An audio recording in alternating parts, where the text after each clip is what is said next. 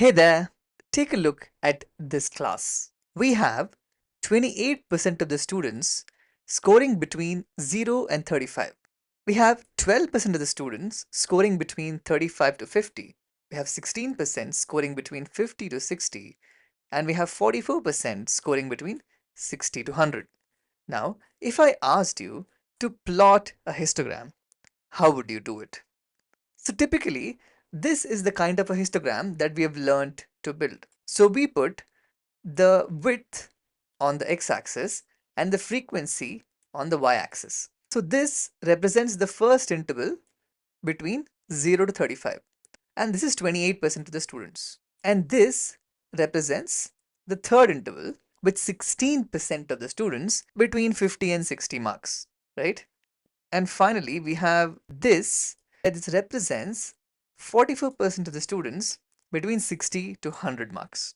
Although this seems okay at the first glance, there is a problem here. This seems to be overrepresented, while this seems to be quite underrepresented. This part seems to be quite underrepresented, although it's 16% of the students. Doesn't look like 3 times bigger. You're getting what I'm saying? So we're not able to represent. So when we have unequal class widths, when we represent things with just the height, then we run into a problem where we are misrepresenting the data. The visual is not giving us an actual understanding of how well the distribution of the students is across different class marks. This is why we need to think a little differently. Now let me explain why we need this in more detail. For example, here we have container A with 15 centimeters of height in water, and we have container B with only 5 centimeters of height in water. So which container has more water? I'm sure the shrewd ones among you understood that container A and container B actually have the same amount of water because they have the same area. So this is 3 centimeter in width, 15 centimeter in height, 9 centimeter in width and 5 centimeter in height. If you multiply them, you end up with the same amount of overall area. So this means that what matters is not just the width or the height, but the actual area. So that is what we need to think about in the histogram cases also. So here, look at this visual. So we have 20 students within 50 to 60 marks. So I've changed the numbers a little bit to make you understand better. So width here is 10 and we have 20 students. Now imagine we had the same 20 students in a width of 60 to 100 marks with 40. You could imagine how much bigger our histogram would be, right? Even though the number of students is exactly the same, because we are using the same height for a different width. That's not what we should do, correct? Especially if we have different widths. Generally what happens is in a histogram, we tend to have the same width. And then when we plot things with the height, then we tend to get good representation. When we have the same width and we plot things with the height, then we can understand that whichever is taller has more data or more number of stuff inside that. When we have the same width, but when you have different width, that doesn't happen. So now we'll see why. So if you see, if you represent it this way, even though the number of students is the same, the width difference makes things misrepresented, correct?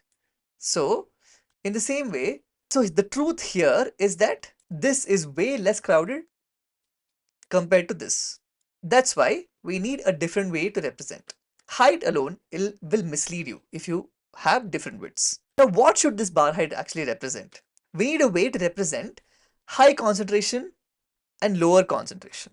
We need a way to make sure that if we have a lot of things in a smaller area or few things in a larger area, we need to capture that. How do we do that? Let's see. Do it by the idea of frequency density. Generally, density. Density is the main idea. In this case, it happens to be a frequency density. So how do we find the frequency density? So we find it by saying we take the frequency and divide it by the class width, and you multiply that with the least class width. So first you have to identify what is the least class width, and then for each of the intervals, you take the frequency and divide it by the class width and multiply it with the least class width to get the frequency density. So this is how many and spread over what range and our reference unit, which keeps the numbers as whole numbers, or else you might end up with decimals. That's why we are using the least class width to multiply so that it makes things easier to calculate and plot. Let's try this for our example. So the least class width is 10. So as you see, this is 35, 15, 10, 40. How did we get this? 0 to 35 is 35. 35 to 50 is 15. 50 to 60 is 10. 60 to 100 is 40. Correct? So now the least class width is 10. Now let's use this. And also a quick notice here is the 45% frequency has 40 marks. This is the widest range. Of course, it tends to have more number of students because the range is pretty large. That's what we need to capture in our data representation. So the first class 0 to 35, let's calculate the frequency density. So we have 28 is the frequency and 35 is the class width. Multiply that by 10, which is the least class width. So what do we get? We get 8. So that's the first one. Next, class 35 to 50 have 12% as the frequency, 15 as the width. So what is frequency density? 12% by 15 times 10, which is 8 again. Great. So as you can see, we have the same class density as class 35. Different frequencies, but the same concentration of students, right? This is what you need to understand, that data representation can be different in this case because we have different widths. Now 50 to 60, 16% is the frequency, width is 10.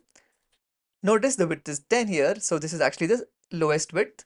So we'll end up with the same frequency density, right? This is the shortcut. So when the least width, you have least width, then you end up with the same number. You don't have to multiply. Of course, this gets cancelled out, right? So you end up with the same frequency as the density, right? So finally, we have the 60 to 100 class with 45% frequency and width is 40. Now in this, frequency density is 44 by 40 times 10 equals 11. This is the biggest frequency, mind you, but it is not the biggest density. It is only 11, correct? So this is what we had to capture and we got it. Now we converted raw frequency into frequency density. So what did we get? So from frequency percentage of 28, we got density of 8. Next, 12 became 8 again, and 16 became 16 again, and then 44 became 11. This tends to be the tallest in our case because of the density. The density is the highest. Even though it looked like it had low frequency percentage, only 16%, but in a density format, we got the highest. And this is what we need to plot as the new height, keeping the same width. Now let's see how this changes the graph. So this is a new representation. As you can see, even though this part, the 50 to 60 part, has only 16% of the students, but it is the tallest bar. Why? Because it has high density. Now, as you can see, even we have represented the class widths in the right way here, but the heights have been differed, and now you can understand more clearly, and this makes more sense, right? The percentage, this seems to be about thrice of this, correct? Earlier it looked way more larger than it's supposed to be, correct? Now it makes more sense. Now we can understand that this has 16% of the students, this has 44% of the students, this has, I guess, 28%. So it makes more realistic sense. It previous one looked like it adds up to 500 or something, right? So that was the problem. Where the actual final idea comes to. So this area here represents 10 times 160. So this is class interval of 10 with height of 16. So this represents 16%. So this is area of 40. The base is 40 and the height is 11. So it's 440. Represents 44%. See, 160, 16%, 44, 40, 44%. That works out perfectly, right? So for 40 by 160 is 2.75, 44 by 16 is 2.75. So this perfectly matches the ratio. But previously, if you had checked the ratio, it will not match.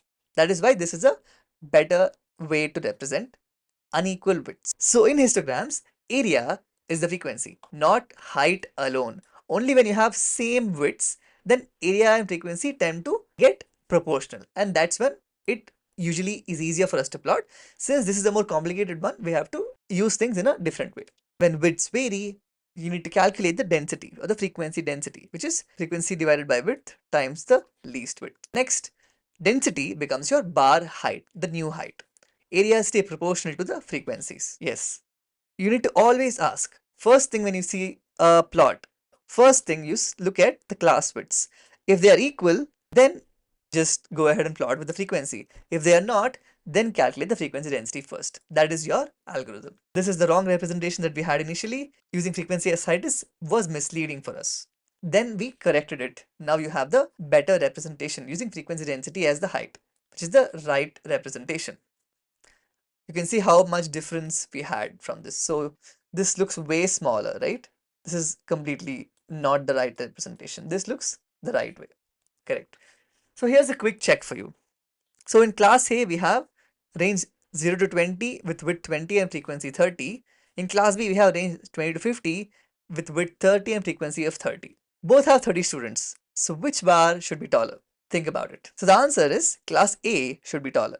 Did you get that? If you did, let us know in the comments. And now you are ready to handle any histogram. You understood area, you saw the problem, you learned the fix, and you finally got the right histogram. Unequal widths or equal widths, you've got the tools now. Great job. I'll see you next time.